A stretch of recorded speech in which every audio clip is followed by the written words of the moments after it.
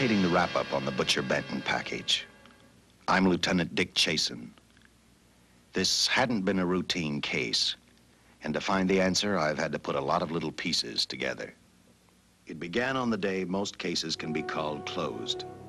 It was the day before the butcher was to be executed. He was visited by his attorney, Paul Lowe, in the death house. It was at this first meeting the Butcher Benton case took its first switch. Well, that's it, Butcher. The evidence against you is so strong, the governor turned down your appeal. You're a rotten liar, Lowe. You started railroading me from the beginning of the trial. And now you're still trying to throw me curves. Look, I don't blame you for being edgy, but get this straight. I didn't double-cross you. I never worked harder for a client. You mean you never worked harder for a client to get him sentenced? You were a fool, Butcher. If you hadn't tried to double-cross Squeamy Ellis and Joe Marcelli, they wouldn't have turned state's evidence against you. But you had to get greedy. You wanted to keep the whole $600,000 for yourself. Well, the boys got sore, and I don't blame them. It was all your idea. You planned the whole job.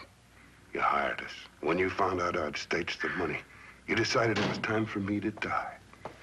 You got those two crumbs to turn state's evidence on me. You stinking rotten mouthpiece. We both know that isn't true, Butcher. Now, look, what's the sense in not giving me the money? It's not going to do you any good. Well, I'll have the satisfaction of knowing that none of you three crumbs are going to spend it. What about Eva? Don't you owe her something? You tell me where the money is, I'll see that she gets your share. I've got a different idea. I'm going to kill you and Squeamy and Joe. Then I'll take care of Eva myself. You thick-headed ape, you're going to die tomorrow. Remember what I said. I'm going to get you, all three of you. Even for you, Butcher, that'd be quite a trick. So long, dead man. Remember what I said. I'm going to kill you, all three of you.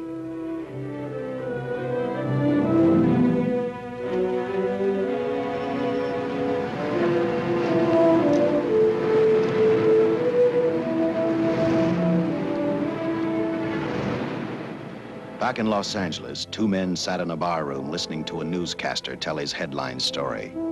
He played up big the butcher's threat to kill Paul Lowe, Squeamy Ellis, and Joe Marcelli for their having turned state's evidence against him. Squeamy Ellis didn't seem happy over the butcher's threat. Neither did Joe Marcelli. But they had figured, once a dead man, always a dead man. But this was one time everyone was in for a surprise, including the entire police department.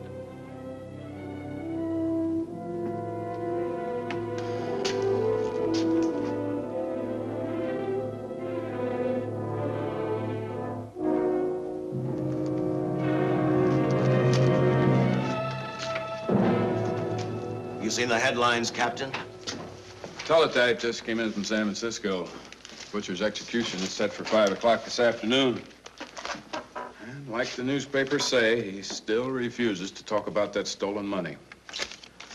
Well, I still have hopes of coming up with something. That's what I dropped by for, Dick. With Butcher's execution, the department's marking it case closed. That means you'll be reassigned. I've spent a whole year trying to break this case. As far as I'm concerned, Butcher's death is just the beginning. Of course, I can't prove it, but I think that Paul Lowe was the top man. And even though I have to keep working on it while off duty, I'm going to get Lowe, Squeamy Ellis, and Joe Marcelli. Okay, Lieutenant. Officially, I've taken you off of the case. Unofficially, I wish you luck. Do me a favor. Keep me posted. Will do. Thanks, John. I headed for Eva Martin. She worked in a local burlesque house. I'm a cop, and my job is to ask questions and get answers. So I decided I might as well start again with her.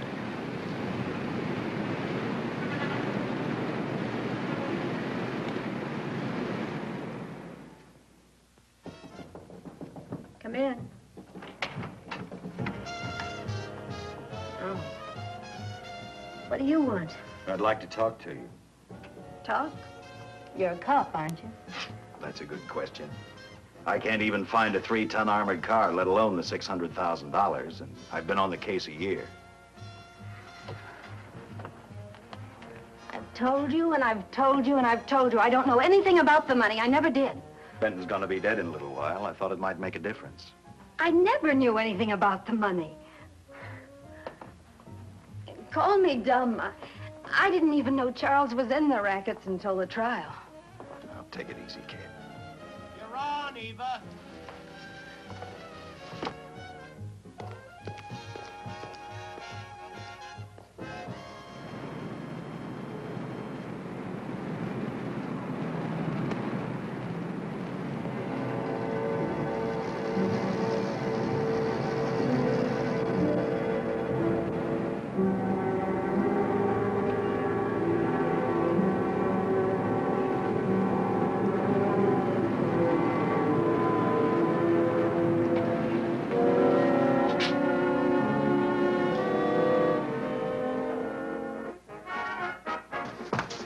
Honey, here's your wrap.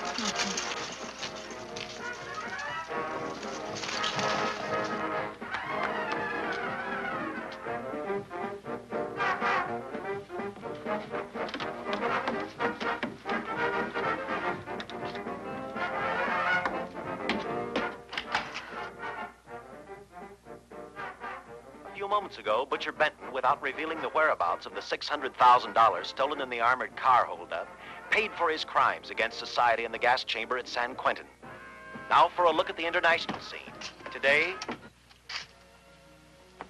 Come on, baby. Don't waste tears on Benton. I feel so badly about Charles. If I'd known, maybe I could have done something.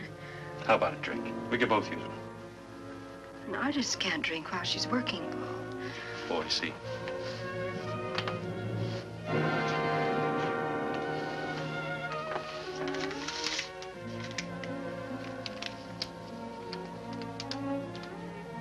What's that? Well, now what's the matter?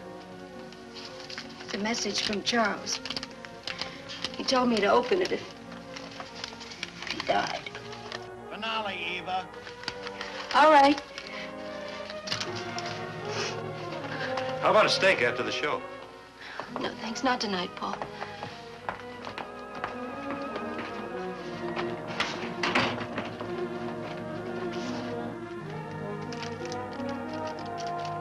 I didn't find out until much later, but Paul Lowe, in opening the letter the butcher had given Eva, found a map outlining a section of the city sewer system. And clearly identified was the spot where the butcher had hidden the stolen payroll. He replaced it with a $50 bill. I guess he figured $50 to gain $600,000 was not a bad day's work.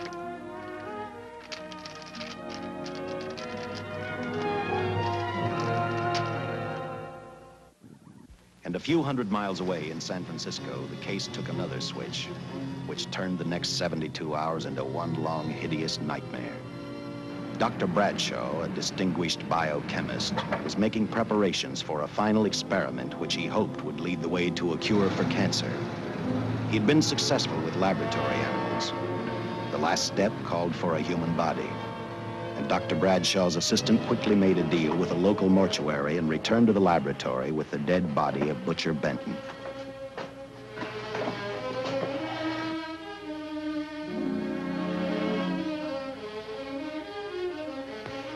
You made good time. Well, I didn't waste any.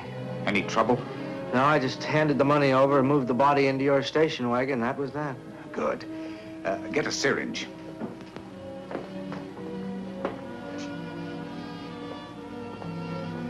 He's in good shape. Well, I hope so. We'll get other blood samples later. We'll run this one through fast. Right. Now wheel him into the machine and then raise him. Right.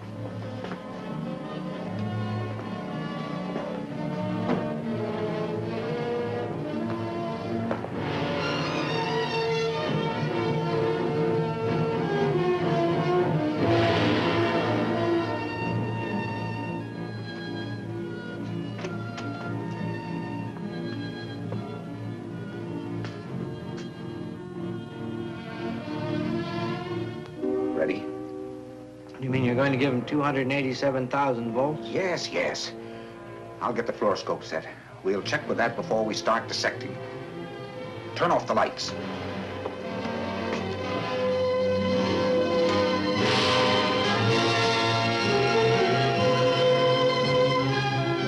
There you are, old boy.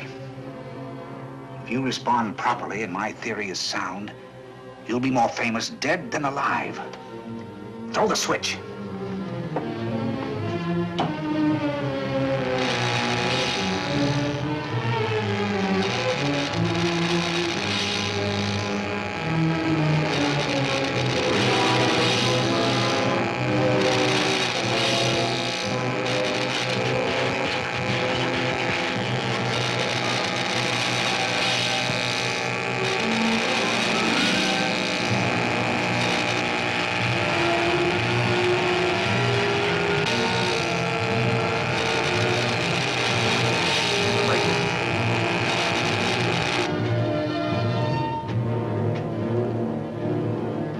Wait, I thought I saw a pulsation of the heart. You're right. Dr. Bradshaw is beginning to breathe. You've brought this man back to life. No. The heart muscle has simply responded to a terrific electrical shock, that's all. Yes, but it does prove that the cells still function. Dr. Bradshaw, he is alive. A shock reaction, it can't last. His cells are multiplying now, if your theory is right. We could keep that reaction going longer. But it's worth a try. Get the body out.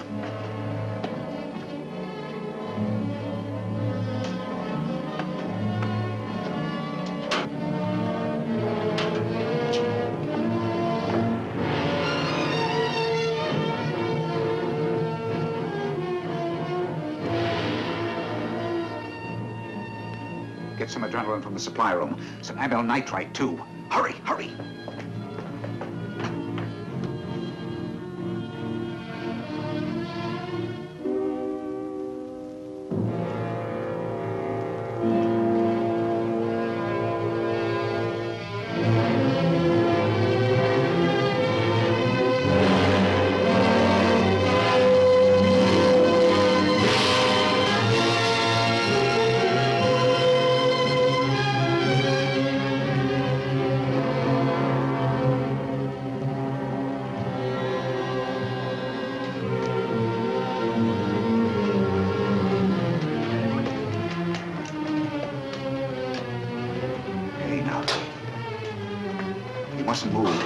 Your heart can't stand the strain.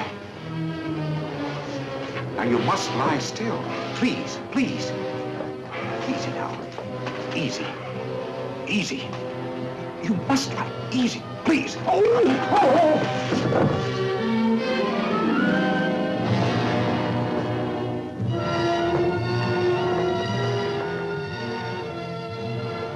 Dr. Bradshaw's experiment had given life back to the butcher. He tried to talk, but the electrical voltage had burned out his vocal cords. Yet it hadn't destroyed his brain. He knew who he was. He knew who he hated. As he stumbled about the room, I think he thought only about one thing: kill Lowe, Squeamy, and Joe Marcelli. The tremendous electrical voltage that Dr. Bradshaw had given the butcher had increased his cellular structure to the point where he was no longer a man. Dr. Bradshaw's experiment had created a vicious, brutal animal with an almost inconceivable amount of strength. Dr. Bradshaw must have believed the butcher's regained life would last for only a few minutes. Therefore, instead of calling for help, the doctor decided to handle his creation alone. Now, easy, Benton. Just relax. I'm a doctor. I want to try to help you. Do you understand me? You're in my laboratory. The execution was carried out and you were declared dead. I tried an experiment on you and brought you back to life, although I didn't intend that. Now, you've had a great shock. Now come and sit down. Now, be quiet. Now, come and sit down. Take it easy. That's the boy.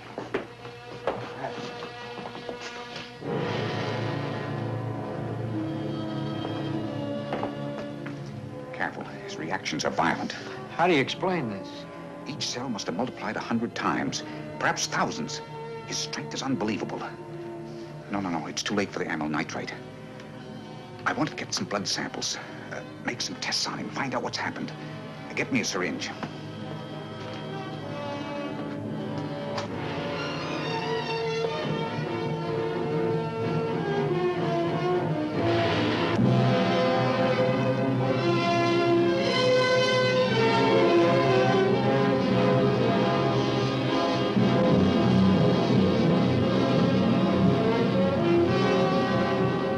Why won't the needle penetrate the skin? Tissue must be nearly a solid mass of cells. How are we going to get the blood sample? Surgically, perhaps.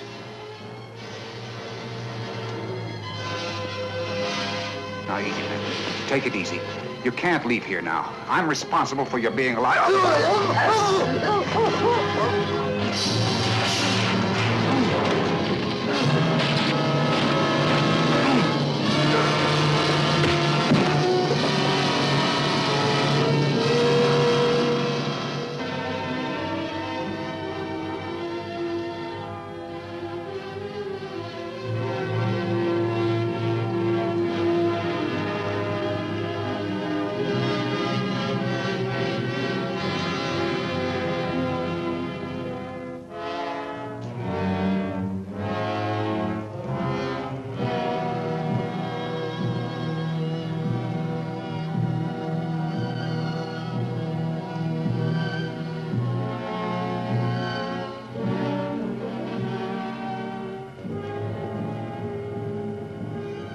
Towards the end of this case, Captain Lauder and I found out the doctor and his assistant had been murdered.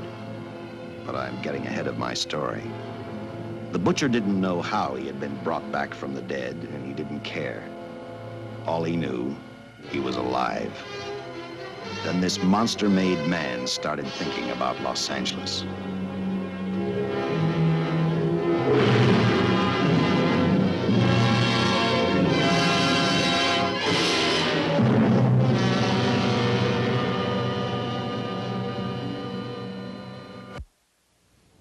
On that very night back in Los Angeles, I decided to stop playing detective for a little while. I went to the burlesque house to ask Eva to have dinner with me. After all, the butcher was dead, and if I got lucky, sooner or later, I figured Paul Lowe would lead me to the stolen payroll. In a way, that possibility made me even feel better. It's not fair to watch the show from backstage. Next time, I'll pay admission. I take it by that remark you like my routine. Yeah, you're pretty good. What I can't figure out, though, is why you stay in a place like this. It shouldn't be hard for someone like you to get a job in a class spot. If you weren't a detective, I'd be willing to bet with a line like that your next remark would be, how about dinner? Well, not exactly dinner, but a hamburger might be a good idea. If you're asking in an official capacity, I can't say no. I'm off duty. For the past 6 months, all I've ever called you is Lieutenant Chasen. Do you have a first name? Uh-huh. Dick. Give me 10 minutes for a quick change, because you just made yourself a date, Lieutenant. I mean, Dick.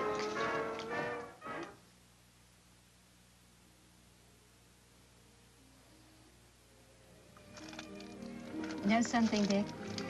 I haven't had hamburger in the front seat of an automobile with a guy in a lot of years. Well, from now on, we'll do it more often. It's funny. I always figured a policeman wasn't really a human being. I mean, unless he was arresting someone or trying to solve a case, he was unhappy. Shows you how wrong you are. In fact, everyone on the force gets fed up occasionally with the job they do.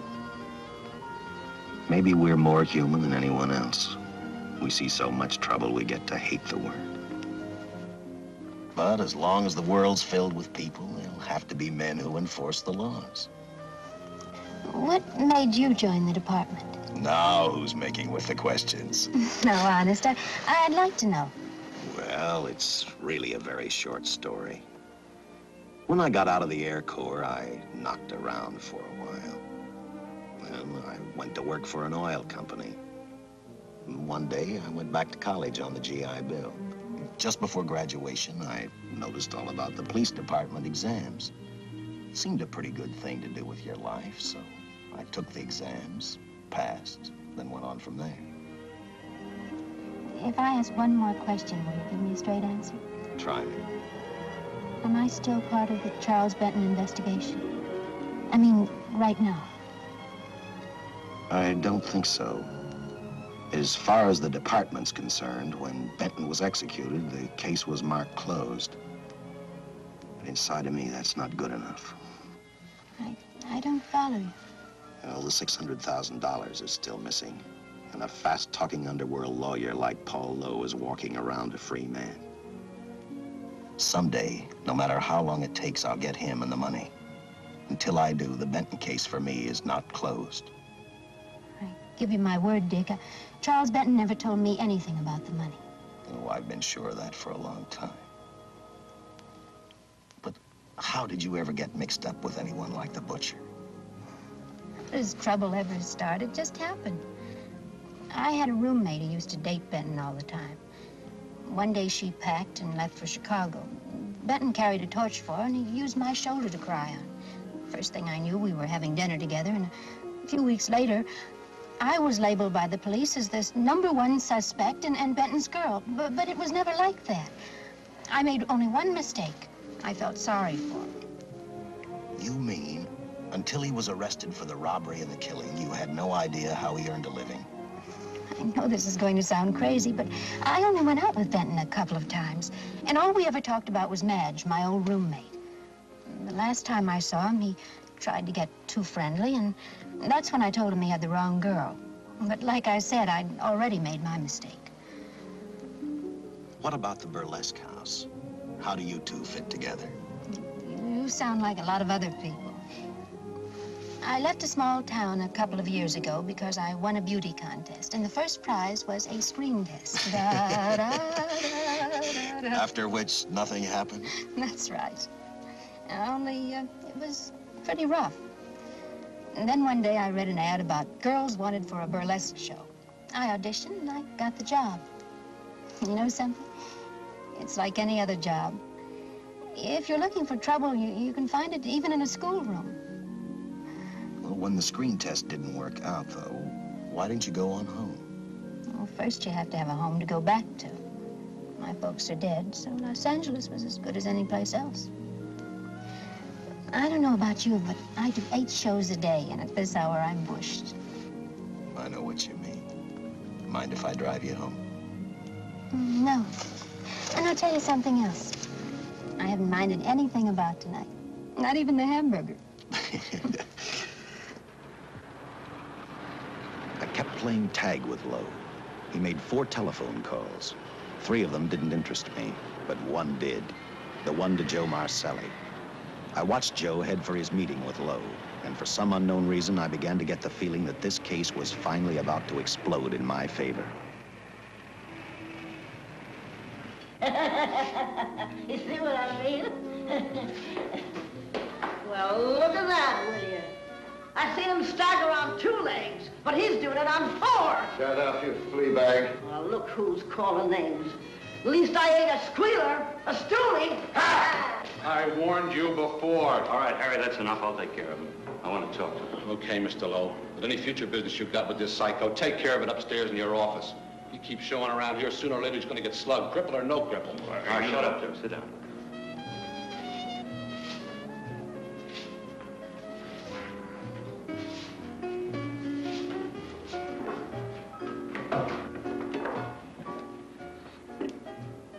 I need a shot, bad. You'll get one after I talk to you. You sober enough to understand? Yeah, I run out of dough. No wonder. Look at you. You used to be the best torch man in town. Now I don't think you could crack a safe if you knew the combination. No jobs. Nobody wants me since I turned stakes on Benton. That's your doing. You talked me into All right, it. quit crying. I got a job for you. If you can stay off that stuff long enough. You know I can if I've got a job. How much? What is it? It's $2 grand in it for you. Where? Right near where he pulled the job. Interested? $2 grand ain't much out of 600,000. There'll be other expenses. Besides, that money's plenty of it. Now, you want it or do I get another boy? I'll do it. How soon do you want me to go to work? Set it up for tomorrow night. Call me before noon. I'm going to the races. 1. And that's all. The job's over.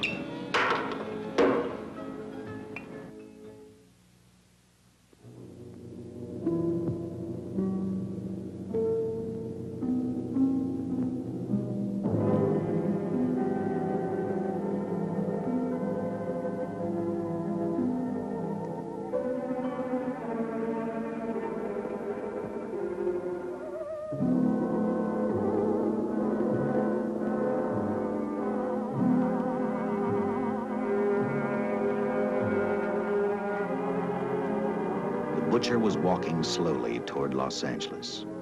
He'd traveled through wooded hills to prevent being seen by anyone. Finally, he came to a quiet road. He stopped to get his bearings. And then he saw her. He saw something else. An automobile. For the butcher, that rang a bell. With a car, he knew by the next afternoon he'd be in Los Angeles in plenty of time to catch up with the 3 men who had double-crossed him.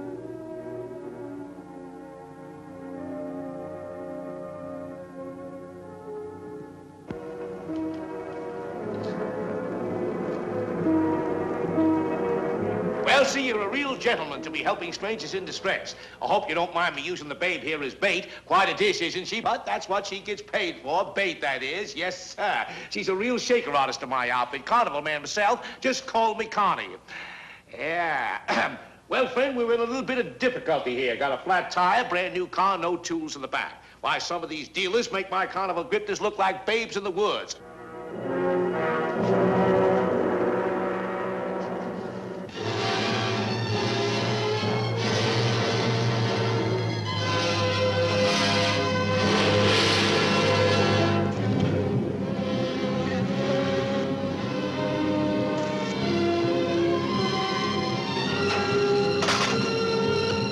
Some Gilhooly.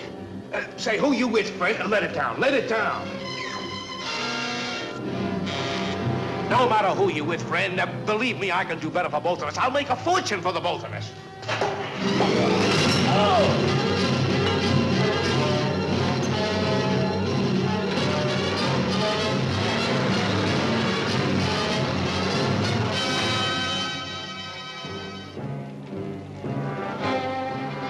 An hour later, the San Francisco Police Department sent out an APB. Squads were sent to various parts of the countryside.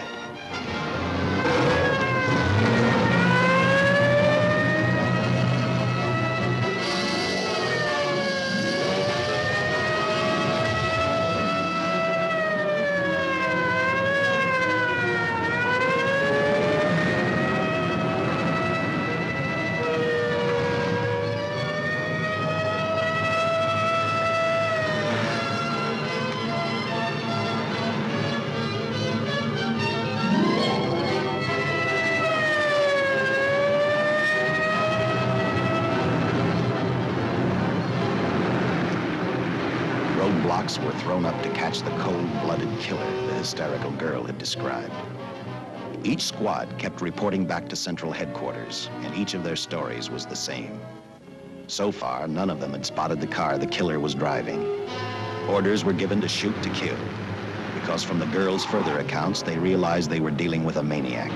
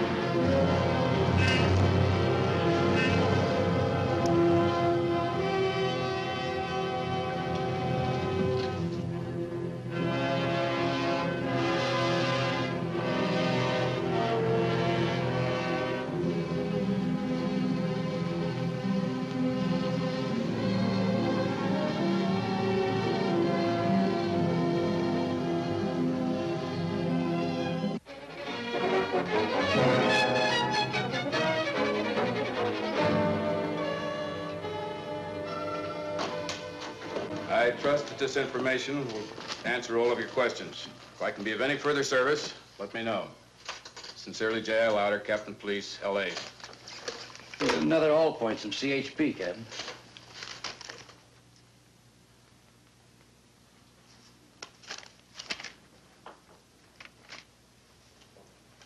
These reports sound like they come from a bunch of loonies. You sure do. There it is. Sergeant. Yeah. I want Lieutenant Chasen to look these over as soon as he comes in. All right, Captain. The next morning, I read the stories of the brutal murder of the 2 police officers. I also read the witness's statement about the bullets having no effect upon the killer. I felt sorry for the witness, and I thought about how easily a person's mind can become confused when suddenly they receive a brutal shock. I didn't believe a man existed who could not be stopped by a slug from a .45. Good morning, Captain. You and the rest of the force are going on 24-hour duty. Seen the headlines? You mean this guy that's running amok up north? Yeah, the latest report, he's killed 2 police officers. Made a getaway in a green coupe heading south. I've got a hunch this killer's gonna be our baby. He could be in town right now. Yeah. You better get started, Lieutenant. Okay. Any new leads on that hold-up money? I think the girl can probably be counted out. If any of the others are wise, they're keeping mighty quiet. Let it ride for now. The whole force is gonna be on the spot until we catch this killer. Newspapers will have a field day.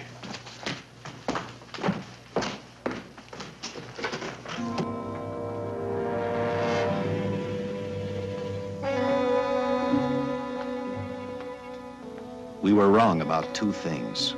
The killer was already in our city, and we didn't know he was Butcher Benton. He headed straight for Eva Martin. He went to her dressing room to get back the map he had left in the envelope with her. He wanted first to check his money, then catch up with Lowe and the others.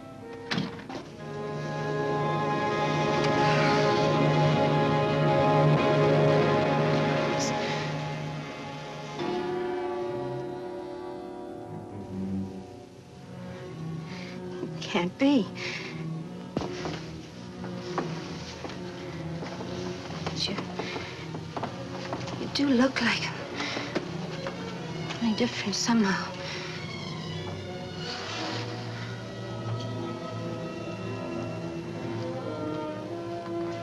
It is you. Why didn't somebody tell me? What's happened, Charles? These look like bullet holes. Are they?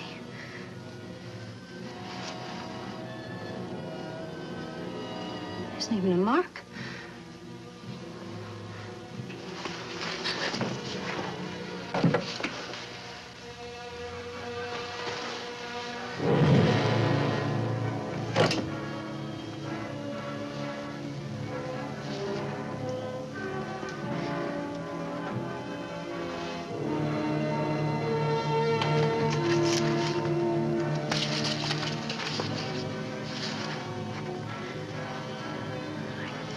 I opened it like you told me, and I found the $50. I didn't know why you left him. Oh, Paul didn't know why he was here.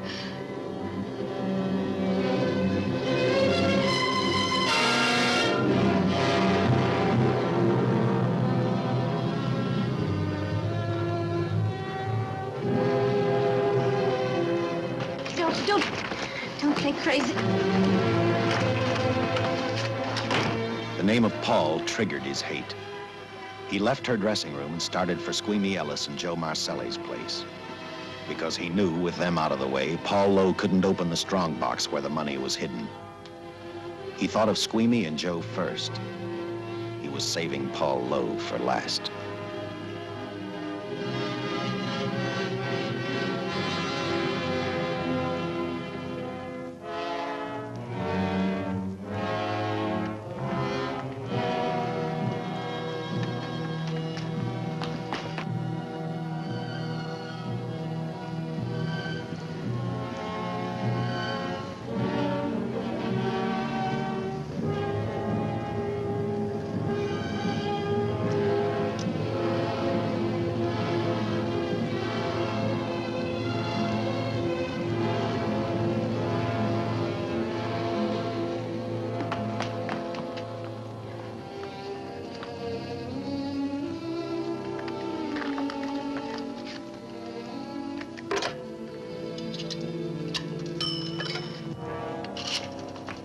Hey, Eva, can I borrow your eyebrow pencil?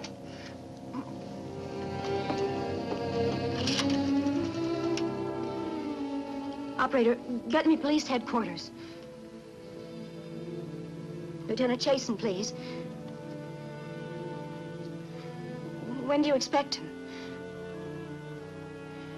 Well, tell him Charles Benton is alive, and even bullets can't stop him. I'm not crazy. Just say a friend of Charles, he'll know.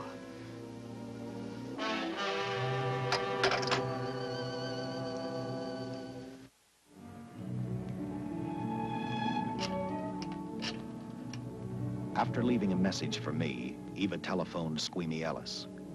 She tried to tell him the butcher was alive and on his way over to kill him. Squeamy didn't believe her, and in a way you couldn't blame him. Who in their right mind would believe a man had returned from the dead? What Squeamy actually believed was that the butcher, before his execution, had hired a killer to carry out his threat.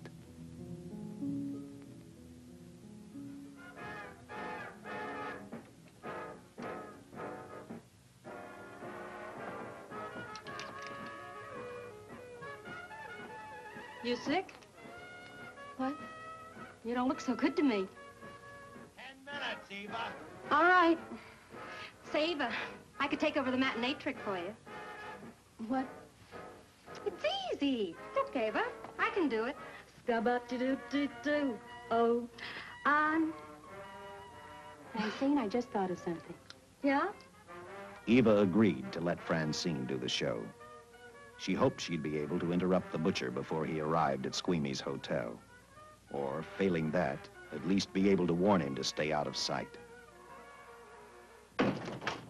You wanted me, Captain? Yeah, I just had a rundown on those fingerprints of the stolen car up north. We got nothing on the driver who was killed or the woman with him. Take a good look at these. There's something funny about these. Yeah. And the boys in the lab can't figure it out either. Those are the killers. They were found on the steering wheel. Looked like they'd been stamped in with a steel die. They sure do. These are Butcher Benton's. What? Well, they look the same to me. How do the lab boys explain that? They don't. Their best guess is a twin brother. An identical twin could have the same pattern of whorls with only slight variations. Ever hear of the butcher having a twin brother? No. Even if he did, it wouldn't explain these freak prints. You didn't pick up your message, Lieutenant. Some wacky dame calls you. And she says Charles Benton is alive, and bullets won't stop him. If we buy the twin theory... Who was she? Where'd she see him? Well, she wouldn't leave her name. Sounded kind of hysterical to me. Said she was a friend of the butcher's. Eva Martin. Get over at the Follies and see what that girl knows. Yeah. Some guys have all the luck. I never drew an assignment to the Follies.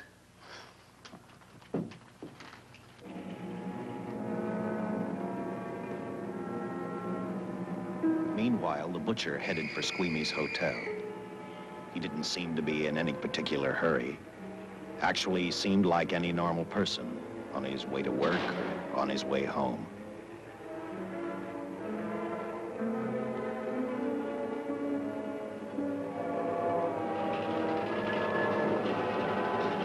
He rode up Angel's Flight, arrived at the top, scanned the hotel building, and then noticed the only exit from Squeamy's apartment, a fire escape.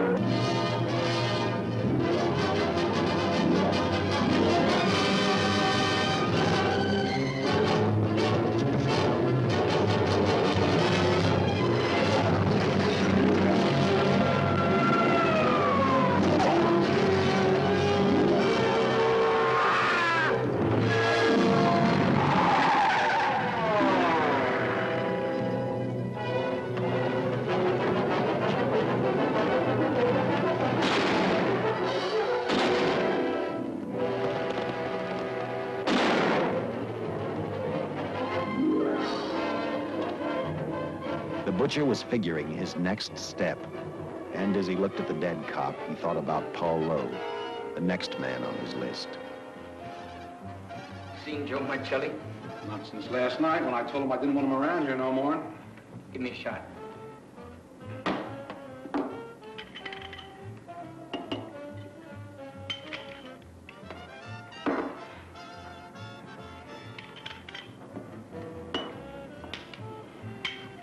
Look, I need help. Just found out that Benton's hired a killer to get me. He's after Joe, too. Well, then drink up and get out. I don't want no trouble around my place. You're a real pal. Drink up and get out, I said.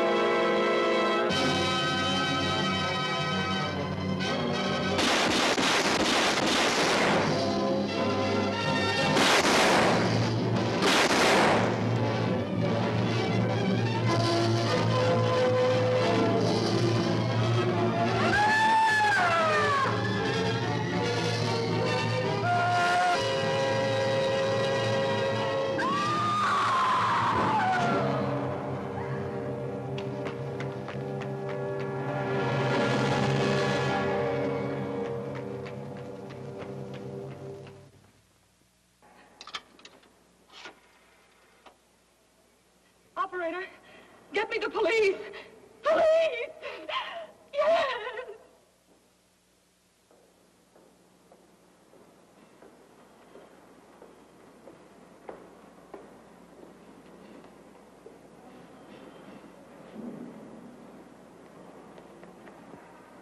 What's happened? A guy named Squeamy got thrown from the 5th floor. He's deader than a mackerel. Customer of mine. You mean Squeamy Ellis? Yeah, that's it. Just Squeamy. No one else was killed. Ain't one enough?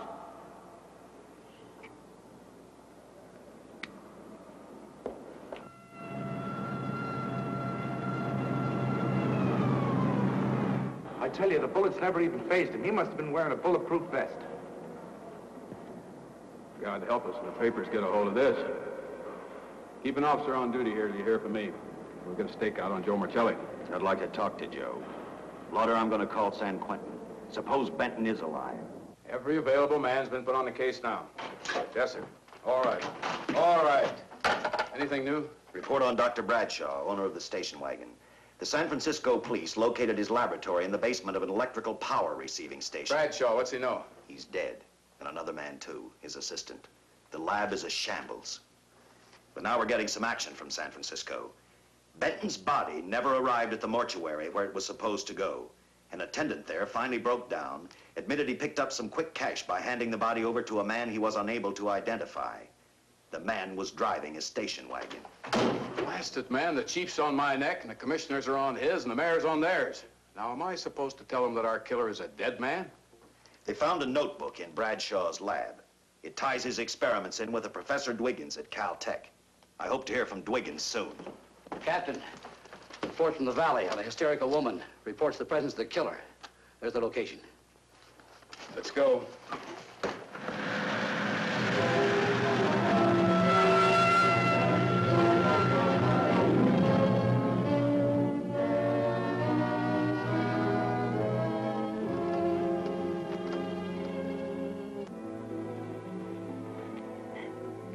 You and your boyfriend had a little fight, and he got out of the car to take a walk. You noticed that he walked down toward the sump area in the direction where you'd seen those lights a short while before. What happened then, miss? Please try to tell us. Well, I just sat there a few minutes, I guess. I was pretty mad. Then there was a loud crash, like heavy metal, sort of, from down here. I got out of the car to get a better look. I heard Jimmy cry out something. I couldn't make out the words. Then down here, in a patch of light, was Jimmy. And coming toward him was this man. Big man. Lifted Jimmy up over his head like he didn't weigh a thing. Jimmy screamed. Just once, before he broke Jimmy's back. I heard it snap, that far away. Then I started running till I found this house. They let me use the phone. Thank you, mate. We'll see that you get home right now. O'Malley, see that the young lady gets home all right. Paul Lowe, while driving to his office, heard a radio commentator report the murder of Joe Marcelli. And what shocked him most was when the broadcast identified the killer as possibly being the butcher. Lowe headed straight for Eva Martin at the Burlesque Theater. Oh, you gave me a start, Mr. Lowe. What are you doing here? Where's Eva? Oh, I'm taking her place. I'm going to wear her costumes. What's it to you? I asked you, where's Eva? Hey, don't get physical. Well, watch your tone of voice, Buster. I told you. Little Eva isn't here. I could see that for myself. Where is she? She's at police headquarters. That's where she is. Yes, sir. No, sir. Captain Lauder's still with the mayor. The killer dropped out of sight. He was last seen in the Hollywood area. Yes, sir. We know he's dangerous. Every angle's being covered. Yes, sir. I'll tell him.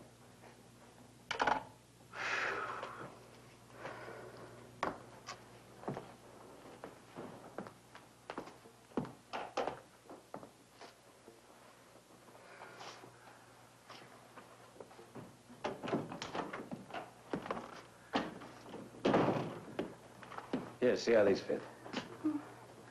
Low heels. I'm sorry. It's the best our wardrobe department can afford. Any idea how soon the captain will be back? Now, look, I'm going to see the captain. I'll have to wait here all night.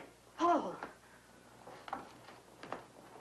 Paul, Charles killed Squeamy and Joe. Joe, too? Benton? He's alive. I saw him, but nobody will believe me. I'm checking it. My guess is whoever killed them is on the trail of the money, Lowe.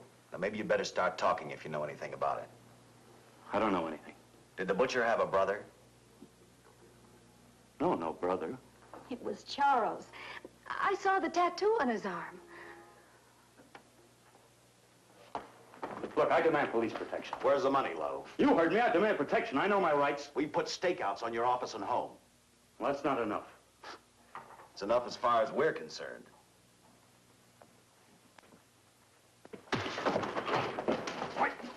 Now you gonna book me, Sergeant?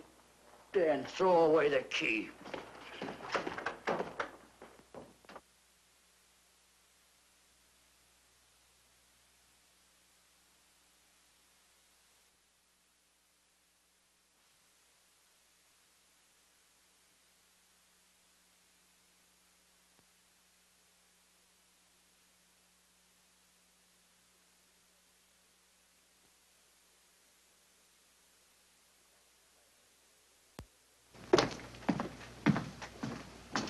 Thank you. Come up with anything yet, Dick? Oh, we've checked every hotel, motel, and rooming house in town. We've run a cross-check on every hangout Butcher ever used. Net results, blank. This is incredible. We not only discover a dead man turned killer, but it's beginning to look like he plays ghost, too. He's somewhere in this city, and if we have to take it apart brick by brick, we've got to get him. I may be way off, but I think Paul Lowe could tell us a lot. Maybe, but it's a cinch he's not going to. Well, suppose he had no alternative. You better grab some coffee. Your mind's beginning to play tricks on you. No, now, wait a minute. When Lowe came to us for police protection, it was because he was scared stiff the Butcher would add him to the list of Squeamy Ellis and Joe Marcelli. Go on. It figures, too. When he slugged the sergeant, he knew we'd book him right away. Oh, this Lowe's a pretty cute character. But we can play the same game. You mean we'll threaten to release him? Well, not exactly. You tell him you realize that he was excited, that throwing the punch was accidental. Tell him we're not going to make a charge, that he's completely released. Lieutenant, you know we can't do that. Lowell made his first mistake when he hit the sergeant, and that'll get him a year. As far as the department's concerned, at least it's a small victory. If my hunch is right, Lowe won't want to be on the streets with the Butcher looking for him. And he may talk, and talk a lot. Enough maybe for us to get rid of him permanently. Even lead us to the Butcher. If he's frightened enough, that might work. But if it doesn't... No, Dick, I'm not going to release him. I want him out of my way so bad I can taste it, but not bad enough to be responsible for getting him killed. The good thing about that, Captain, is the fact we know it, but Lowe doesn't. Let's give it a try. All right, Lowe. Come on out. I think you'll find everything in there. You're free to go, Mr. Lowell. Wait a minute. Who do you think you're kidding? You arrested me for assaulting an officer. Court, I'll plead guilty. With luck, I might get off with 6 months. For a lawyer, you're forgetting a very important point. If no charge is made, there's no trial. It was a tough day for everyone. We figured your nerves were on edge, and when you threw the punch, you didn't know what you were doing. I've squared everything with the sergeant. It's all over, all forgotten. Yeah? Why'd you bring a stenographer? Simply because I wanted a record of our conversation at the time of your release. Okay, Lowe, let's go. Oh, wait a minute. Once out on those streets and I'm a dead man. You let me go, you'll be responsible for murder. Oh, come off it, Lowe. You're imagining things. You know the Butcher threatened to kill me. You set me free, he'll do it. Well, that's just a risk we'll have to take. But the way I look at it, Mr. Lowell, you'll be okay. Look, Captain, I'll make a deal with you. You keep me here, and I'll tell you how to recover the money. Maybe even catch the Butcher. No deals, Lowell. You'd probably tell us anything just to stall for time. Come on, let's get out of here. Now, wait a minute. All right. I'll tell you the truth. Start taking this down. I, Paul Lowe, hired Butcher Benton, Squeamy Ellis, and Joe Marcelli to pull off the armored car holdup. And then Lowe continued with his confession. He told us about finding the map. He showed us the exact location of where the Butcher had hidden the stolen payroll. And he gave us a most important answer. The explanation as to how the Butcher was able to elude detection. His means of escape was the sewer system beneath our city.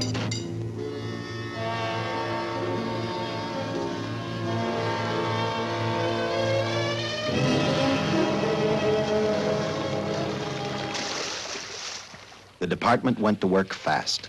Every police squad in the city was detailed to cover a specific area. Every entrance and exit to the Los Angeles city sewer system of 700 miles was covered.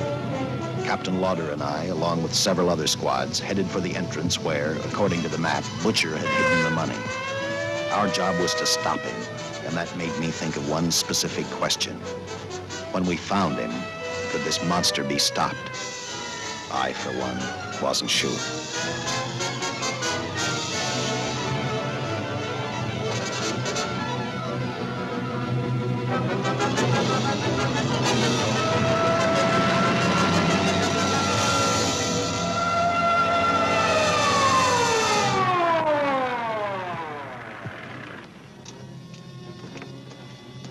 Everything all set, Lieutenant? City engineers mapped out each possible exit. A squad of officers are spotted at every point. If the Butcher can be caught, now's the time. Well, after I talked to Caltech, I called on the fire department for a little help. The professors thought a flamethrower might stop him. Flamethrower? I suppose their boys have had a chance to join our squads by now. I see we have one with us here. Have you thought about what'll happen if this doesn't work? No. I've been praying too hard that it will work.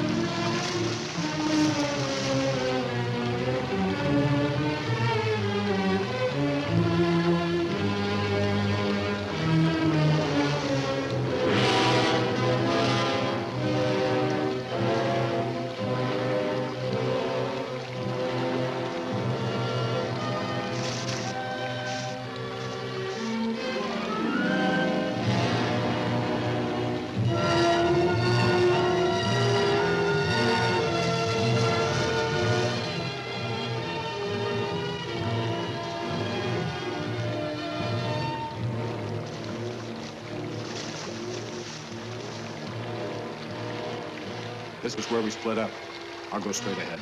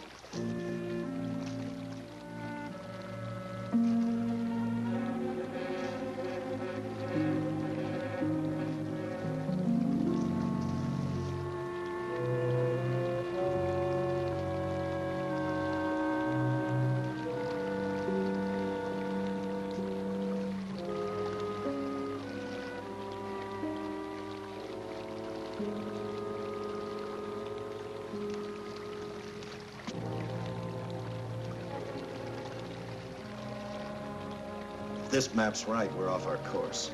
We'll have to backtrack.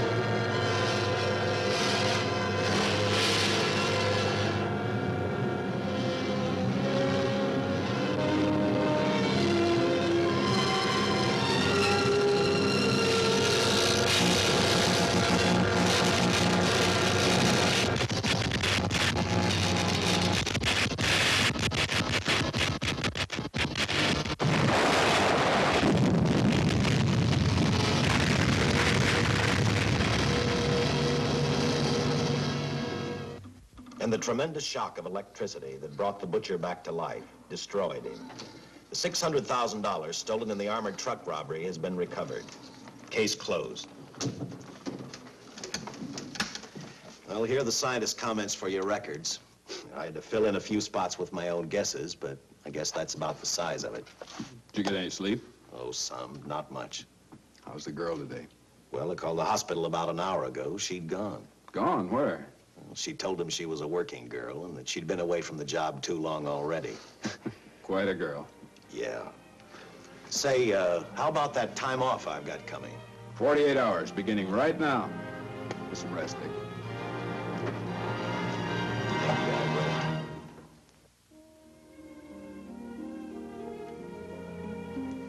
know something, Dick? The past 72 hours seem like a bad dream. That rest in the hospital today really gave me a new lease on life. Now that it's over, I can't believe it actually happened.